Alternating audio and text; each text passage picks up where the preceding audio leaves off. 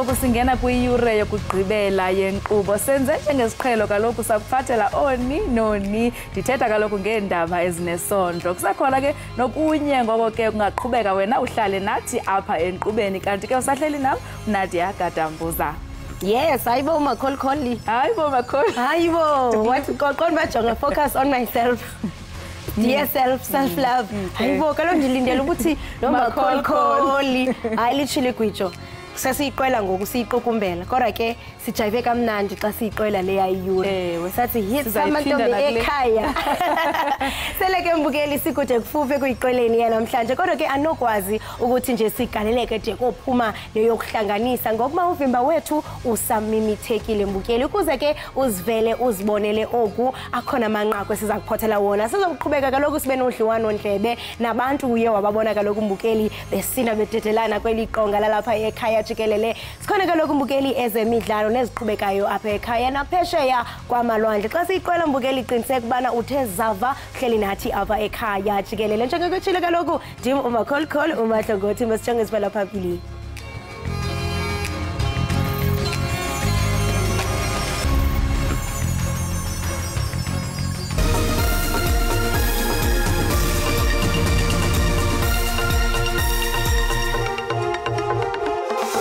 Got nothing to do with Mdwaba.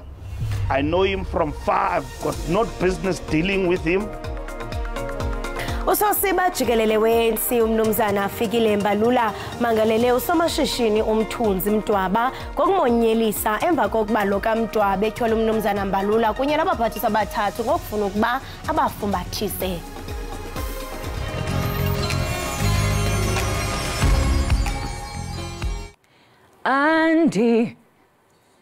Andinanto undize kanye nkosi ndize kanye nkosi yam. Molweni makhaya igama lam ndingu Ikhona ndiyimvumi. Zenihlale ke nibukele Ekhaya Jikelele apha ku SABC Plus nonwabela izinto ezifana nezemidlalo ezendaba nazo zonke ezinye izinto enizithandayo emakhaya ningahambi.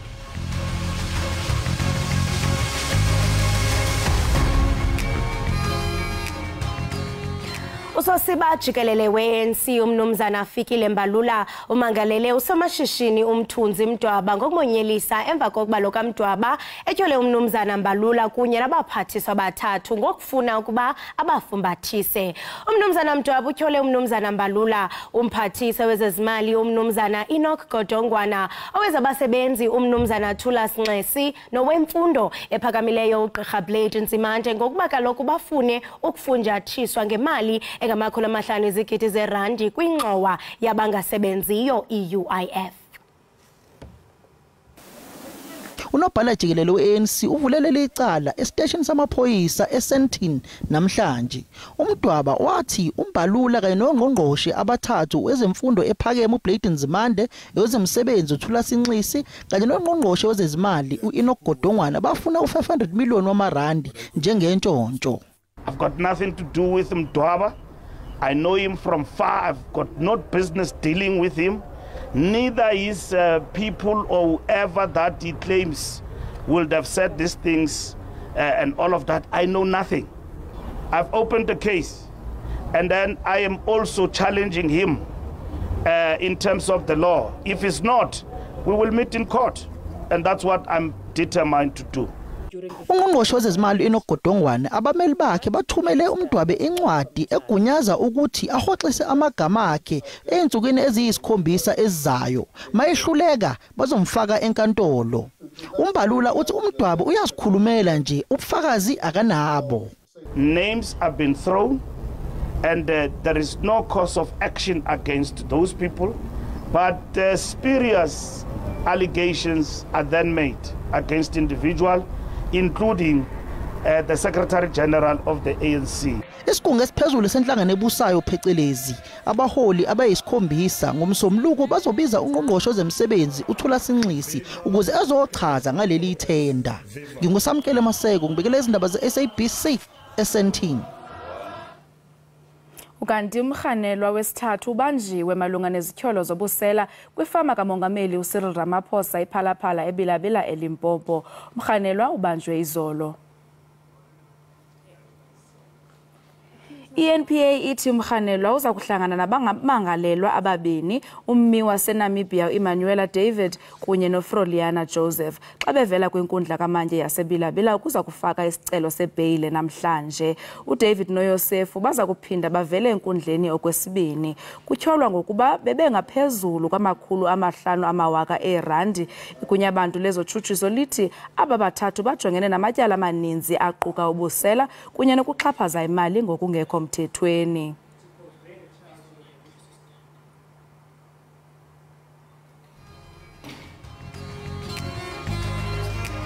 Ukanti ke ngoku umbukeli wam asithi qhwi evenkileni siyabuya kungekudala.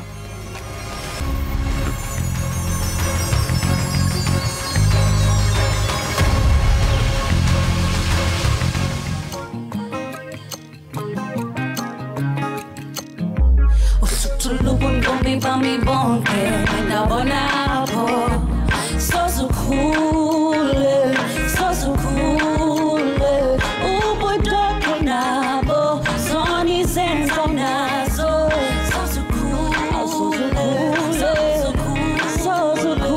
usutshulubuntombi bami bonke ndabona apho sozukhule ubudoko nabo zona izenzo nazo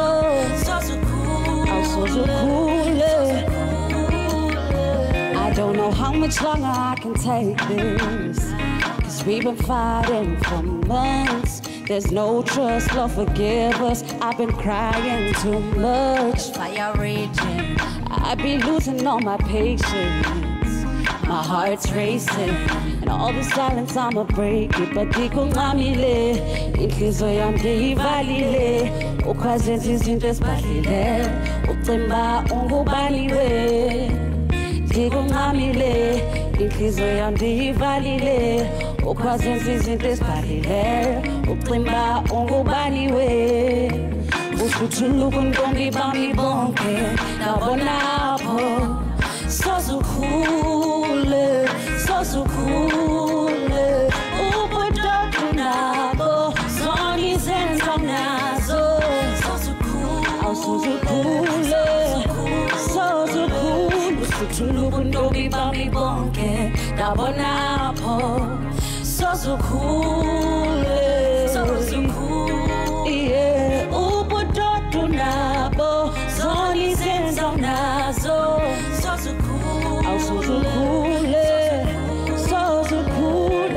Tell me how you gonna fix things, but then you violate my love. It's unjust how you do stuff. Stop pushing your love. You can't change this. I ain't staying, 'cause we've been through too much. I'm sorry, but dikungamile, inhliziyo yami ndiyivalile. Ukwazenza izinto ezibhalile, ucimba ungubaliwe. Dikungamile, inhliziyo yami ndiyivalile. Ukwazenza izinto ezibhalile, ucimba ungubaliwe. Usuthuluka ntombi bami bonke ndabona apho sozukhule ubudoko nabo zona izenzo nazo sozukhule usuthuluka ntombi bami bonke ndabona apho sozukhule ubudoko nabo zona izenzo nazo sozukhule.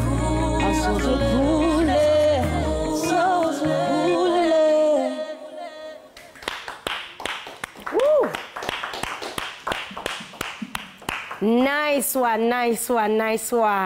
Unjani? Phila njani wena? Ndiyaphila nzobe andenzi justice uba ndivele nje ndingene emxholweni. Mbukeli lo usando lumbona nguye kaloku uAphelele Mnyango. Nozuze indumasi ngeligama Nala. Yimvumi ke ecula umculo oluhlobo olwaziwa njenge soul music. Sele ke icule nemvumi ezithandwa kakhulu kwi hip hop.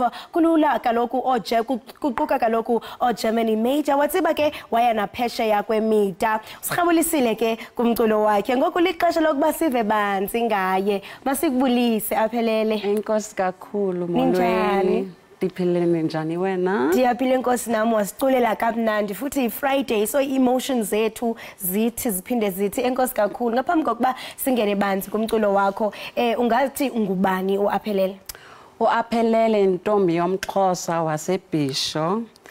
Dakhule Gauteng in Pretoria to be exact. I'm a singer-songwriter. Ndithanda umculo kakhulu. Ndafunda music throughout my life and in varsity as well, America. And speaking of America, siyaqonda ubana mhlawumbe elinye ifutho kanye passion yakho yafuyuwela ngutata wakho usemncinci. Khawusixelele banzi ngalonto. So utata was the first radio DJ at Radio Sky Monte in the Eastern Cape.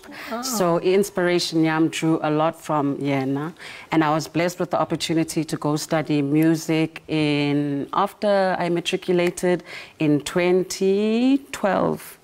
I was blessed with the opportunity to go study music at California College of Music. Wow. Dafunda how to bala music, music business, and all the above.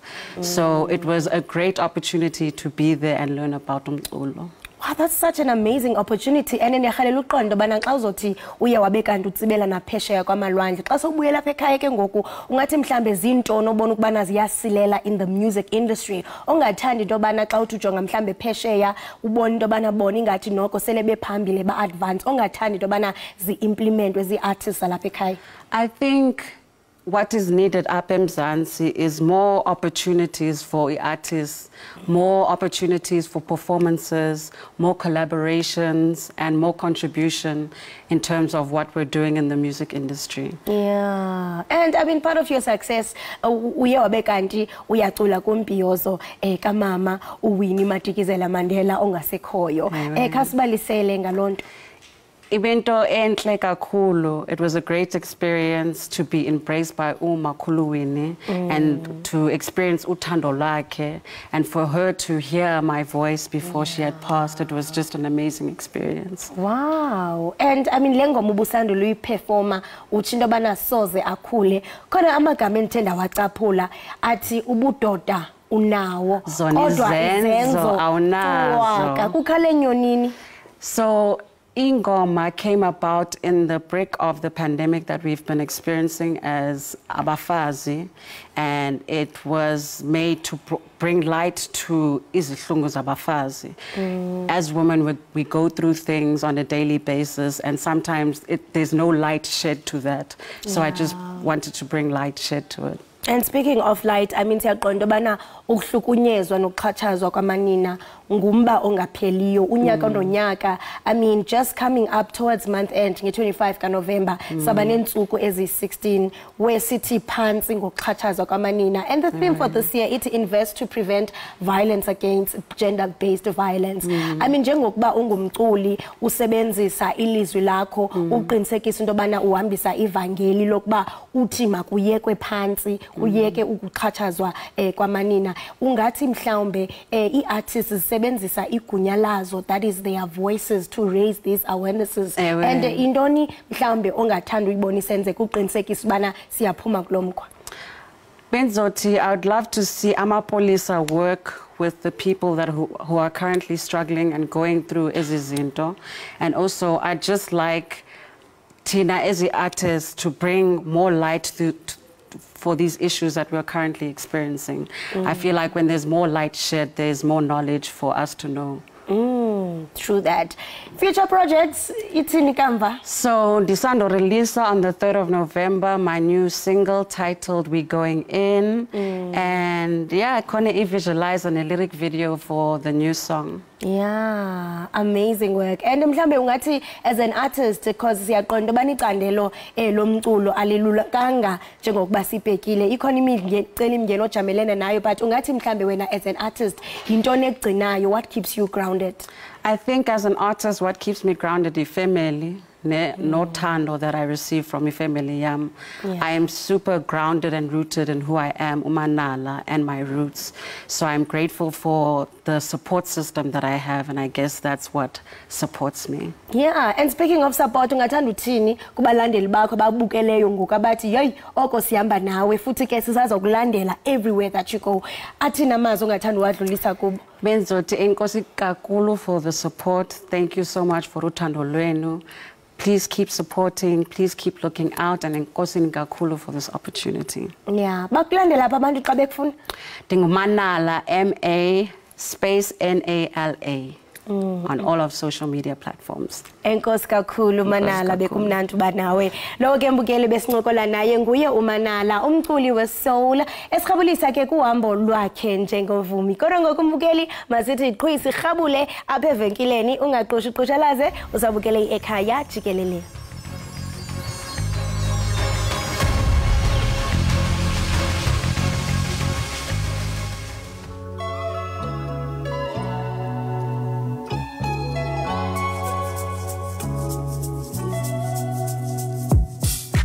Letting it go, I'm tapping in, going out tonight. I got my girls and liquor, we feeling good, now we looking right. No stress, feeling blessed, doing what we want, pulling out our freaking dresses. Don't need nobody to tell us how to party, do it real big. We gonna do everything our way, yeah. Ain't gonna wait for you, you too late, we already paid it. Hands up, yeah, if you feeling me. Don't need a man to kill your energy. Nobody dim your light, no way. Come and slide with me and dance the night away. Dance, dance the night away. 'Cause we going in. Let's dance the night away. Yeah. We going in. Blowing all our money 'cause we want to. Taking pics with the friends so you know that we looking fly. Now something happened, yeah, you know that's how we ride. They got a section full of bad ladies that the fellas want us tonight. Yeah, yeah, yeah, we gonna do everything our way, yeah. Ain't gonna wait for you, you too late, we already paid it. Hands up, yeah, if you feeling me. Don't need a man to kill your energy. Nobody dim your light, no way. Come and slide with me and dance the night away. Dance, dance the night away. 'Cause we going in. Let's dance the night away. Yeah. 'Cause we going in. We going in tonight. Blowing all our money 'cause we want to. Taking pics with the friends so you know that we looking fly. That's how we ride.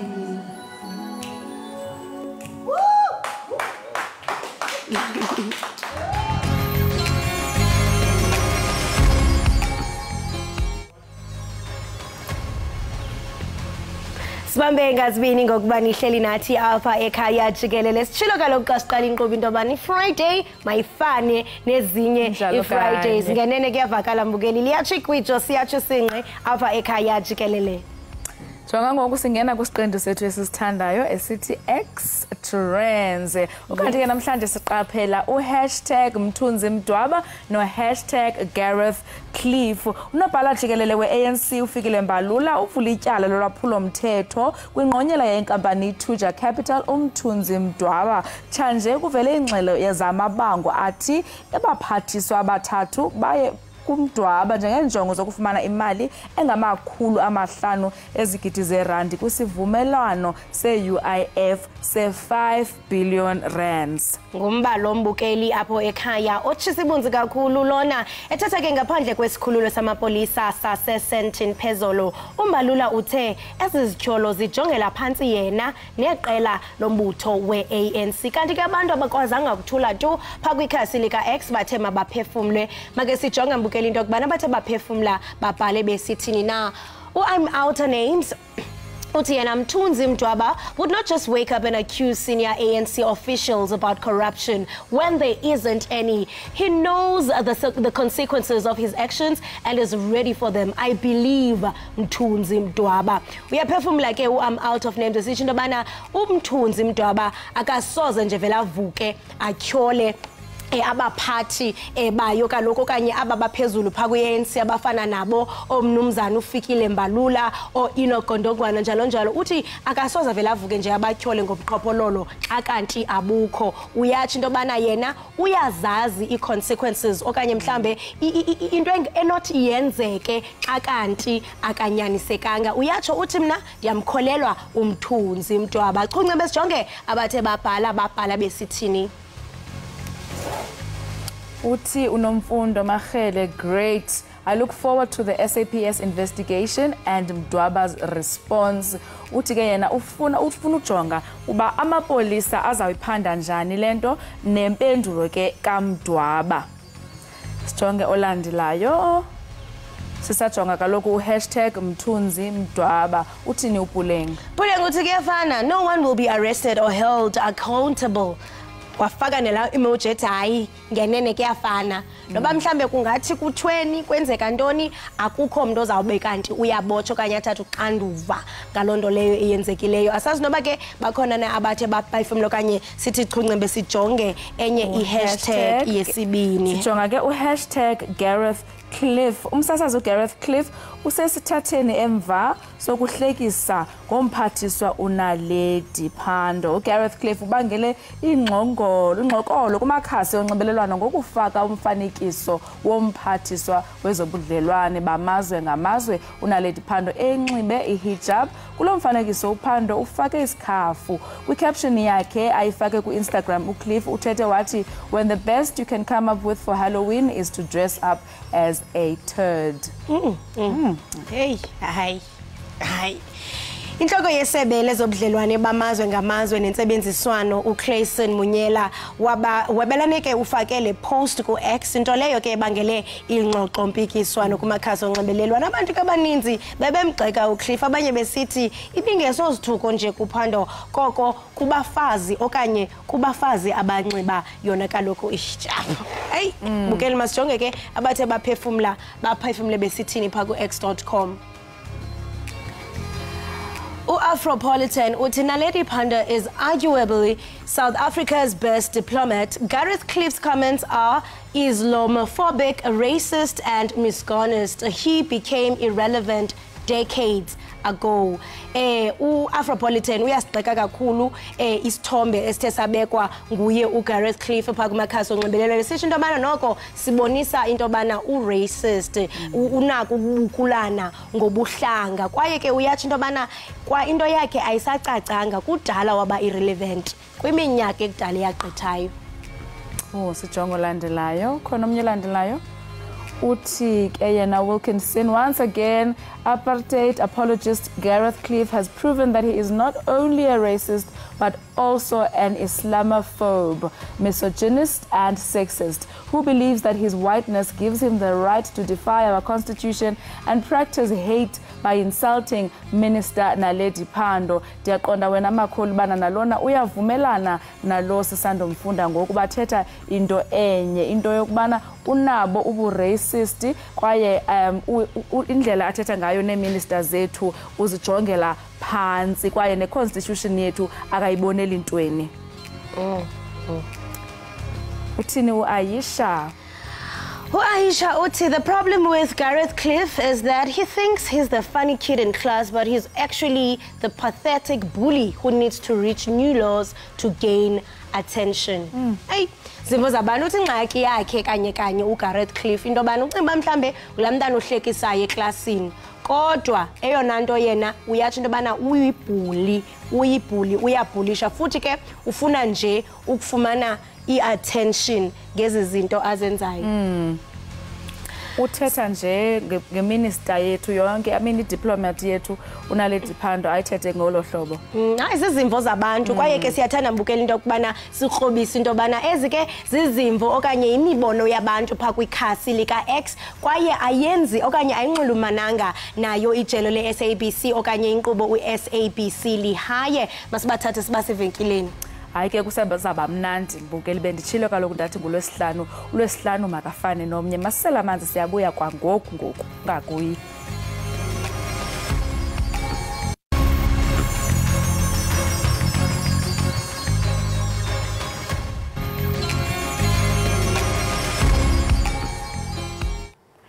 Nkosi ngokuhlala nathi usabukele i-Ekhaya Jikelele kanti ke ngoku sijonga ezempilo usuku lwehlabathi lokugonya liphulo lehlabathi jikelele lezempilo elibhiyozelwa nge-10 kaNovemba rhoqo ngonyaka ukwazisa nokunyusa izinga lokugonywa kwizifo ezinokuthintelwa ngogonyo. Ukuva banzi ke malunga noku sithetha nomongikazi uNhlanhla Zwane. Nhlanhla Zwane masikubulise sikwamkele enkqubeni.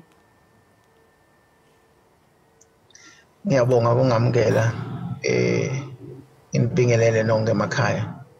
Inkosi kakhulu Nhlanhla, ngaba mhlambi ungaqala usichazele injongo nokubaluleka kokuthathela ingqalelo usuku lwehlabathi lokugonya rhoqo ngonyaka.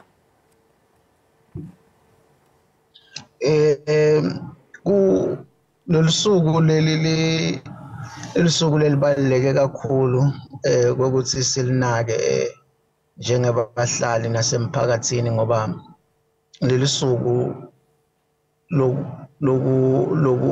loku assist abantu ukuthi bavikeleke kwetifo tonke. Nhlanhla.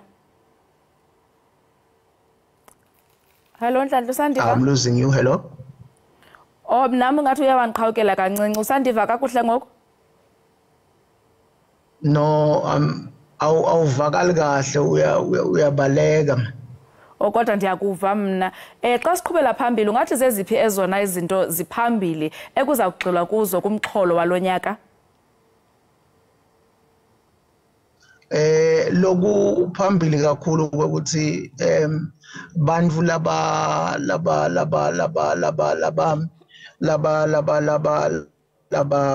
tsinzeka kweminyaka lendlulile uyakhumbula ilive lethu labukana nesigameko lesikhulu se-COVID-19 so bantu labaningi babe sebaluza amathuba ukuthi baye emtholampilo botholakala bagonyelwe letifo so lokuhamba phambili ukuthi abantu kufuneka ukuthi bonke batholakale bagonyiwe ukuze ukuthi bavikeleke. Ungaba mhlambi kwenzeka ntoni xa abantwana bengagonywanga ngexesha ngoba kaloku abanye abazali baye bonqene ukuya ekliniki. Ingaba mhlambi ikhona nenye into eyenziwa lisebe lezempilo uqinisekisa uba abantwana bayafumana izigonyo ngexesha? Yes, litiko letempilo lidlala ichaza lelibaluleke kakhulu. Bantwana bayakhunjutwa etikolweni ukuthi bakhumbude batali ngokubaluleka kokugoma. Yonke ama platforms lesinawo ku media bomabona kude nasema radioweni kuyamenyetelwa ngalo kubaluleka kokugoma. Futhi nasema clinic uma bafikile emitholampilo ledude nabo bayakhunjuta njalo ukuthi kubaluleke ngakanani ukuthi bantwana bathole bagomile kuze ukuthi bavikeleke. Kanti ke abantwana kufuneka bawafumane kangaphi amayeza abo okugonya kwaye kufuneka bayeke ukutofa xa beneminyaka emingaphi? Uma ungacheka kune likhadi lisetshenziswa kwemitholampilo lehlukahlukene kokuthi isikhumbuta njalo kokuthi bantvana ngeminyaka leso naleso kufanele ukuthi batfolakale basemtholampilo ukuze ukuthi bathole ukugoma kwabo. So leli khadi liyachaza kangcono umntali akukhathalekanga ukuthi aze aware or ufuneka abhale phasi. Uma nje angatijwayeta kulivula leli khadi liyachaza lona ukuthi umntwana ufuneka agonywe kangaki. I-UNICEF ikhupha ingxelo ethi emva kobhubhane u-COVID-19 liyelehla inani labantu abagonyayo. Ungathini ke ukuphawula kulomba? Ya, lesingakusho ukuthi iningi tindvo letikhulunywako la ngaphandle, kodwa lokubalulekile ukuthi bantfu abaye emitfolambilo yonke inebantfu labalulekako ngelwati lwetemphilo pheceleti lesibabita ngokuthi ngema-health promoters. Labo bantfu labo bayancedza kakhulu ukuchaza ngokubaluleka kokugoma nange yonke imibutho lebangaba nayo lengahle ibathikamede nokuthi bathole lwati kangcono ngokubaluleka kokugoma.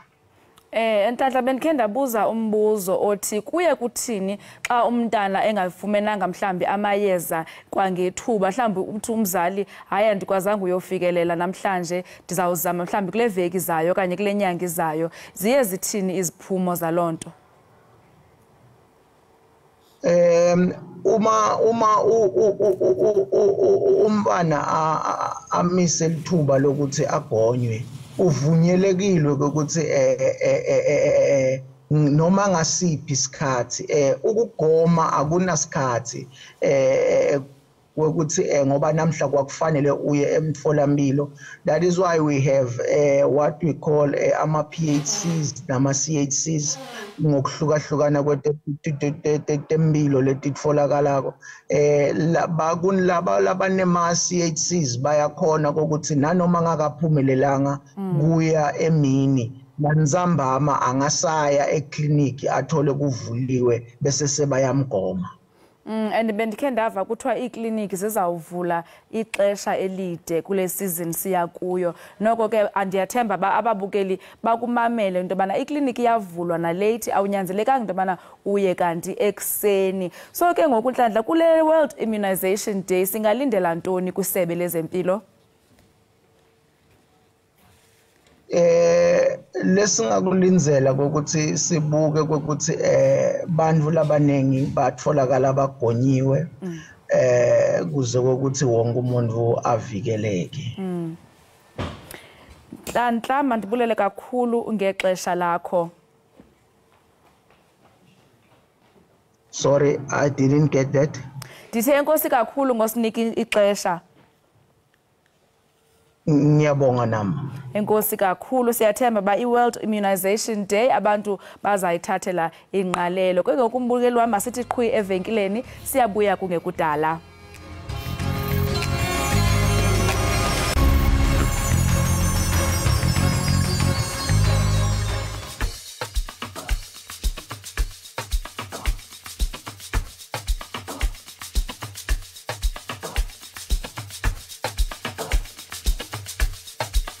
Ay.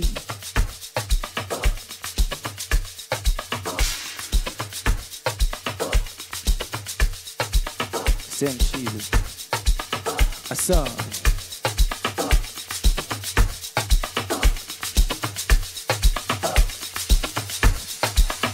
TMD. ETA. Ay. ETA.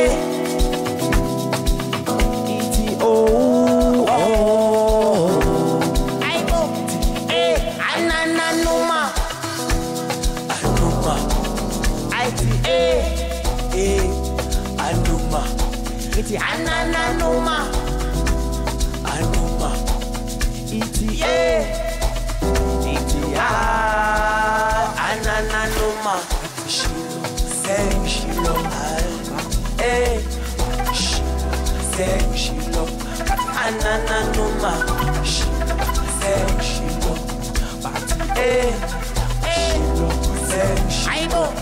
I say shilo, shina, say shilo, say shilo, shina, say shilo, I say shilo, shina, say shilo, say shilo, shina, say shilo, I say shilo, shina, say shilo, I say shilo, shina, say shilo, I shilo, say shilo.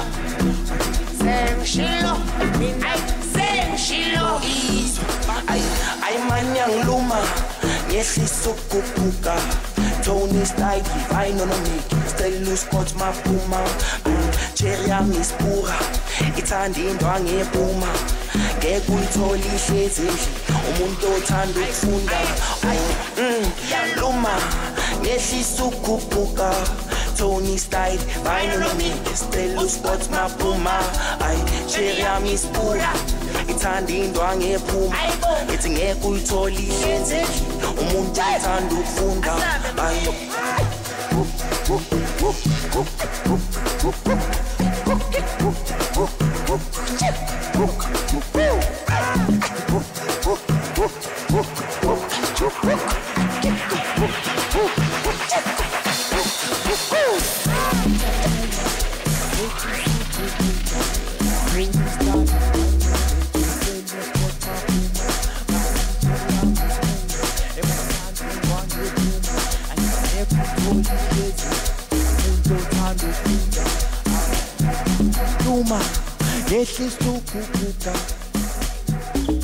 Ay wena mani, ay mbukeli. Ndatsho ndathi mina ndinganikeza imali yestokfela ndiyazi into ezowenzeka ngoku ngoba konakela apha ekhaya Jikelele uhambo classic kunye ke noKapi baqala ke usebenzisana ukususela ngonyaka ka2017 sekamva ke batyikitywa yiSimnandi Records setha nje bane record label yabo Umzokhonto okanye Umzonkonko Music Academy kwaye ke uhambo lwabo emculweni luyimpumelelo eqaphelekayo xa ke sikrobisa kancinci emsebenzini wabo singakhankanya ingoma ezifana noqhute kunye noakulalwa ukuva banzi ngohambo lwezimvumi uAmu Classic noKapi banathi apha e-studio undibona nje mbukeli nje ndinakukhefuzela ngase bezithenje qhwi kancinci ebhekileni ndibamba umoya kodwa balapha the music producers molweni sawubona sister njani ninjani siyaphila ndiyaphila nami enkosi khani zazise ningobani kuba sibone abaculi ngoku sibona the brains behind. Okay, mina my real name is Amukelani, which is Amu Classic. Uphuma at Deep Blue Zone 2. I'm a producer. Yeah. I'm a producer. Yes, proudly so. Mina kama Ulinda wa season 5 at Deep Blue. Yeah, and I'm a producer. Yeah, something pusha no arm. Wow, I mean 2017 napusha niqala and kwa establishwa Umzonkonko Music Academy. Can sibalisele ngolwambo? Okay, Umzonkonko kudala ukhona but besingaka register yabo. So from the start vele thina besingafuna ukusayinwa besifuna ukuqala into yethu yabo but sathi nayi awuthi sibone yabo ukuthi izosithatha lento le sign enyani short term contract yabo and then from lapho hayi sathi nayi ngcono senze into yethu once ngoba nalapha yakufana ukuthi izinto eziningi esizenzela benizenzela hayiboni kwaze njani sentsho a whole record label nangoku as artists ziyatsho I mean how possible I mean inthathe ixesha elingakanani ukuthi sirealize dala vele sinawo lamaphupho la just ukuthi nje bekumele nje sifake effort nje cha ndiyathanda ufumanisa into bana I mean with your experience I mean isebenzisa ngeartist ingakumbe esuka pha kweSoweto ninganabelana nathi ngecollaborations. Oh yeah, thina kakhulu vele sithanda ukucollaborate nabantu like thina ama upcoming artists yabo. Yeah, so thina noma ubani sasebenza naye as long umnandi sizokuthi hayi umsebenzi wakho nowethu uyahlangana sahlanganisa sibone kwenzakalani. Hayi ndiyavuma apha etalenteni ndilibonile ngokunokwam. Khani sixelele ke ngoku into yobana kwi-80K Music Tour ukuphuma kwenu ningathi mhlambe kuye kwancedisa njani looking at i-growth yenu, because kuye kutsho into yobana i-growth uyibona xa sele uzimele geqe, that's when ukwazi ujonga into yobana hayi ndihambile. Ayi bekukuningi lapha kepha thina besiyazi into ebesifuna from la siphuma khona. Okay. I understand, so decided ukuthi hayi ngcono sithatha indlela yethu sheshe nje hluka. Ingathi mhlambe zeziphi injongo plus ne challenges mhlambe ngaphambi kokuba sijonge injongo which are the future goals. Ungathi mhlambe zeziphi challenges enijongana nazo? I mean, we've seen a lot of artists complaining ko social media about imiba ye contracts engathi akuvunyelwananga ncam. Ingaba mhlambe nina lo miba eleyo niyayi addressa kubantu abaza kuni? Okay, thina into esiyenzayo ukuthini bamasinikeza i-contract sine legal team yabo, which is yesincedayo esifundela i-contract isexplainele ukuthi le clause le ithi kanje na kanje, sithi nathi asiyithandi, and then sibuyele kuloyo muntu loyo ukuthi into kanje na kanje asiyithandi, why singayichange siyenze ngendlela yethu, and then from lapho siyazwana and then sign a contract. And then future plans nizibona niphi? Okanye sibona nilapha ekhaya. Akekho into engayisho ukuthi ama future goals ukuthi sikhulise i-company yethu, si improve nama upcoming artists, sithathe i-talent ukuthi nabo bakwazi ukuzibonakalisa. You for the word ibenefuthe libonakalayo ingakumbi xa sijonga kwicandelo lomculo. Ngicinga ukuba umculo wenu unegalelo ekuziseni utshintsho kwi-music industry.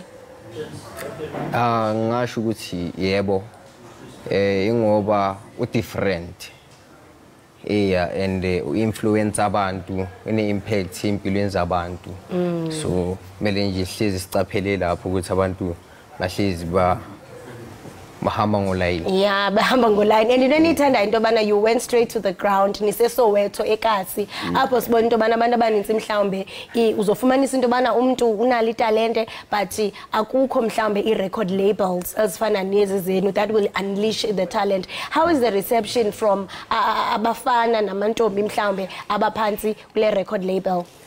Okay, into engayisho ukuthini mawuqala akufuna nje uphushe yabo, like ukhona loyo one ozokuvulela indlela, angithola.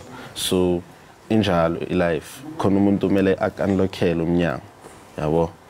Yeah, so wena phusha until abantu umusic wakho ufike endlebeni zabantu aba right, so that kube nomuntu ozokuvulela umnyango now as nathi the way basenzele ngakhona. Qaba nje ukunikeza ingcebiso kubantu abathi nabo bayahalela into bana babezi music producers, ningathini nje amazokukhuthaza? Mele basebenze kanzima ngokuzikhandla, baziphi isikhathi, baphushe ngazonke indlela, bathole nje indlela la bangaphusha khona, ubekezele ube nethemba.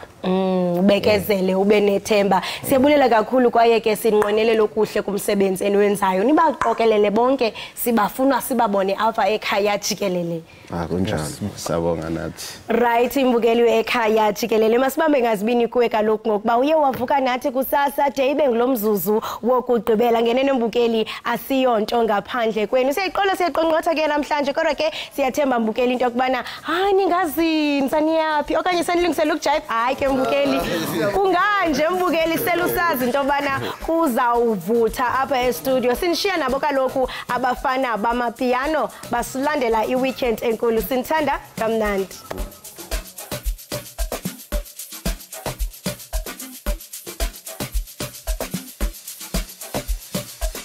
Bathini. Ay. Uphi. Barikilimeke. Ay, uthi. Asamba. Besathini asamba. Aibo. Asamba ka. Bathi. Angithi angina stress. Ay. Bathini man. Ay ngithi mina angina stress. Ay we. Ay ngithi mina angina stress. Uya mani. Ungithi angina stress. Mani. Asa.